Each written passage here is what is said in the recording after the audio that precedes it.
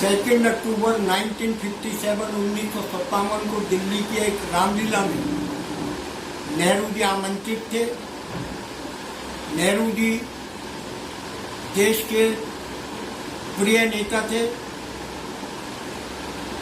बच्चे उन्हें प्यार से चाचा नेहरू कहते थे। नेहरू जी के नाम पर जो हमारे प्रथम प्रधानमंत्री थे, भीड़ इकट्ठी हो जाया करती थी। रामलीला में उस दिन भी ऐसे ही हुआ, भीड़ बहुत अधिक हो गई। रामलीला कमेटी ने भारी आतिशबाजी का नेहरू जी के स्वागत के लिए इंतजाम किया था। नेहरू जी जिस शामियाने में बैठे हुए थे, मेरा नाम हरिश्चंद्र है, जो कि उस समय एक 14 साल का लड़का था। उसकी ड्यूटी VIP ब्लॉक में लगी हुई थी, जिस ब्लॉक में शामियाने के नीचे नेहरू जी बैठे हुए थे।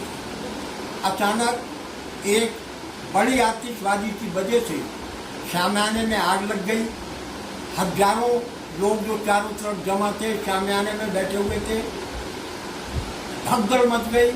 सारा कुर्सी, फर्नीचर, सोफा सेट सब कुछ अस्त व्यस्त हो गया। उस भगदड़ में आग फैलती चली गई। नेहरू जी को उस अस्त व्यस्त रास्तों से कुर्सी सोफे हटाते हुए मैं आग में से लेकर के स्टेज पर गया। वापस तुरंत आया। स्काउट डैगर से मैं शामियाने पर बल्ली के सहारे चढ़ा और स्काउटिंग डैगर से मैंने शामियाना काटा। शामियाने के अंदर कच्ची वायरिंग होती थी, टेम्परेरी बिजली का इंतजाम किया जाता था। शामियाना तो मैंने काट दिया। किसी तरह से मेरे हाथ उस कच्ची टेम्परेरी वायरिंग से टच हुए और मैं बेहोश होकर के जमीन में गिर पड़ा।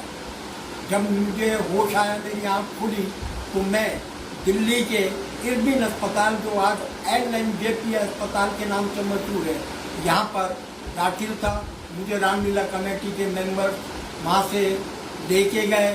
बाबू जगजीवन नाम ने अगले दिन एक फंक्शन था, उसमें मुझे सम्मान दिया, जिसमें आज भी उनके द्वारा प्रशस्ति पत्र के पीछे मेरे जली हुई उंगलियों के दवा लगे हुए के निशान आज तक है। कुछ समय बाद मुझे पता चला कि मुझे आज़ादी के बाद आफ्टर इंडिपेंडेंस प्रथम अद्भुत साहस के लिए पहला गारंटी अवार्ड दिया जाना है। 3 फरवरी 1958 को नेहरू जी के निवास स्थान 3 मूर्ति भवन पर मुझे आमंत्रित किया गया। मैं सहपरिवार वहाँ पर गया। इंदिरा गांधी जी, जो ICCW की उपाध्यक्ष थी, और डॉक्टर राजकुमारी अमृत कौर प्रेसिडेंट थी, और नेहरू जी की पहली सरकार में वो प्रथम हेल्थ मिनिस्टर थी। जब इंदिरा जी ने आयोजन में मेरा प्रशस्ति पत्र पढ़ा, तो नेहरू जी ने जो खड़े होकर के शब्द कहे वो अतुल्य हैं, अमूल्य हैं। उन्होंने कहा, मुझे किसी साक्षी की जरूरत नहीं, मैं इस हादसे का खुद चश्मदीद गवाह हूँ। ये शब्द मेरी जिंदगी की अमूल्य कमाई है। इस तरह से मुझको भारत का फर्स्ट नेशनल गारंटी अवार्ड से सम्मानित किया गया। और मैं आपको ये भी बताऊं कि 26 जनवरी 1958 की as a scout public civilian man ने पहली बार रिपब्लिक डे परेड को लीड किया, जो स्वयं में एक ऐतिहासिक है। एक स्काउट को ये सम्मान मिला, बहुत बड़ी बात है। इसके बाद मैं आपको बताता हूं कि ये भी एक ऐतिहासिक घटना है कि सन 1961 में जब इंग्लैंड की, ब्रिटेन की महारानी क्वीन एलिजाबेथ आई तो एक भारत स्काउट्स एंड गाइड्स की तरफ से स्पेशल कैंप ऑर्गेनाइज किया गया जो हुमायूं टॉम्ब नई दिल्ली में आयोजित किया गया। मुझे ब्रिटेन की महारानी क्वीन एलिजाबेथ का स्वागत और सम्मान करने का मुझे अवसर प्राप्त हुआ। इसके पश्चात 25 जनवरी 1989 को देश के प्रधानमंत्री श्री राजीव गांधी के स्वागत का मुझे मौका मिला तालकटोरा स्टेडियम नई दिल्ली में। जब उन्हें मेरे इस इतिहास का पता चला तो स्टेज पर राजीव जी ने मुझे अपनी शाम को कोठी आने का निमंत्रण दिया और 26 जनवरी को उन्होंने मुझे कोठी में बुला करके बातचीत की और एक सम्मान का मौका स्पेशली दिया। इसी के पश्चात ICCW में मैं नेहरू जी की विश के ऊपर, उनकी इच्छा अनुसार मेरे इंसिडेंट के बाद नेहरू जी ने स्वयं कहा था it could be better if we could have more children with this undaunted courage. वीरता अवार्ड की शुरुआत की गई थी जो आप लोग पहले हाथियों पर और अब जिप्सी में आप लोग बच्चों को देखते होंगे। मैं 1981 तक इस ICCW हाई पावर कमेटी का मेंबर भी रहा और मुझे इन प्यारे बच्चों का सिलेक्शन में सहयोग करने का मौका मिला। अतः आपको एक और घटना बताता हूँ। 25 जनवरी 2003 को श्री अटल बिहारी वाजपेयी जी प्रधानमंत्री काल में मुझे अटल जी ने स्टेज से नाम लेकर के, आवाज देकर के बुलाया कि आप मेरे पास आइए, वहाँ क्या कर रहे हो। ये भी एक बहुत सम्मान उनकी तरफ से प्यार दिया गया। ये भी भारत एंड स्काउट के एक स्काउट को जो रिकॉग्निशन मिली, ये बहुत महत्व की बात है। अब मैं आपको एक बात और कहना चाहता हूँ कि भारत स्काउट एंड गाइड हमेशा किसी भी राष्ट्रीय आपदा में सबसे आगे बढ़ करके जन सहयोग करते आए हैं, देश को सहयोग देते आए हैं। चाहे वो 1962 का युद्ध हो, 71 का युद्ध हो, या कोई राष्ट्रीय आपदा आई हो, कोई जनरल स्ट्राइक हुई हो, ट्रैफिक के मामले हो, आपने स्टेशनों पर स्काउट्स एंड गाइड्स को सेवा करते हुए अवश्य देखा होगा। अभी भारतीय नेशनल स्काउट्स एंड गाइड्स ने गांधी जी का 150वां वर्ष जन्मतिथि ऑर्गेनाइज की। इस भव्य आयोजन किया गया।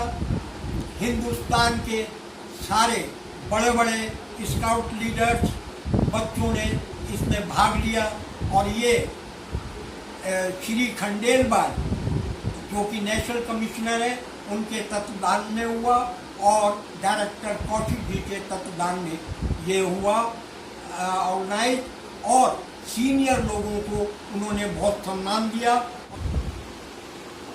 गांधी जी के 150वीं वर्षगांठ मनाते हुए नेशनल हेडक्वार्टर में भारत स्काउट एंड गाइड्स ने श्री खंडेलवाल जी के तत्वाधान में, जो नेशनल कमिश्नर है, और डायरेक्टर कौशिक जी, उन्होंने ऑर्गेनाइज किया और ये स्कार्फ रिलीज किया।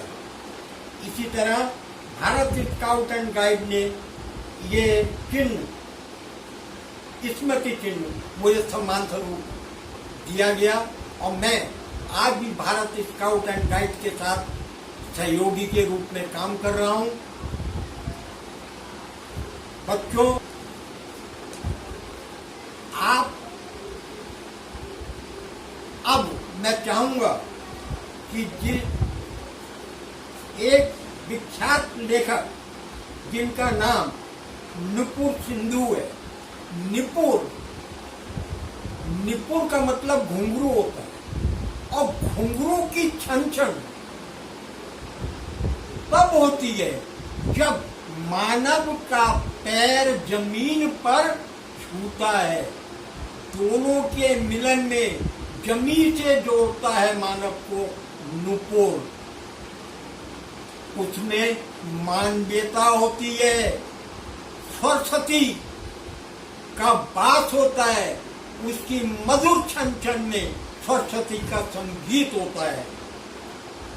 सिंधु, सिंधु समुद्र को कहते हैं जिसमें गहराई होती है, आध्यात्मिक विचार होता है, गहन विचार होता है, अध्ययन होता है।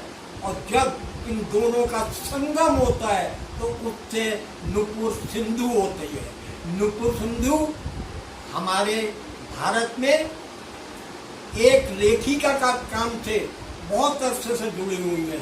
इन्होंने कुछ वर्ष पहले एक ब्रेव हार्ट लिखा था। उसमें भारत के वीरता से भरी कहानियां, जिनको सरकार ने सम्मानित किया था, उनका उल्लेख किया गया था। और आपको एक बात बताता हूँ कि उस किताब का विमोचन, उस किताब को रिलीज दिल्ली की चीफ मिनिस्टर श्रीमती शीला दीक्षित जी ने अपने कर कमलों द्वारा किया था। तो नुपुर सिंधु जी का आज बहुत महत्व है, और वो बच्चों के इस तरह के एक्टिविटीज में आज भी लिखते हैं, उसके साथ संलिप्त हैं। और ये देश के बच्चों के प्रति एक महान सेवा है। बच्चों, आज जो हमारे बच्चों के कोर्स से महाराणा प्रताप, शिवाजी, झांसी की रानी इतिहास की किताबों से गायब हो चुकी हैं, तो केवल मात्र इन लेखकों द्वारा ये वीरता की कहानियों का उल्लेख करना बच्चों में विचार और एक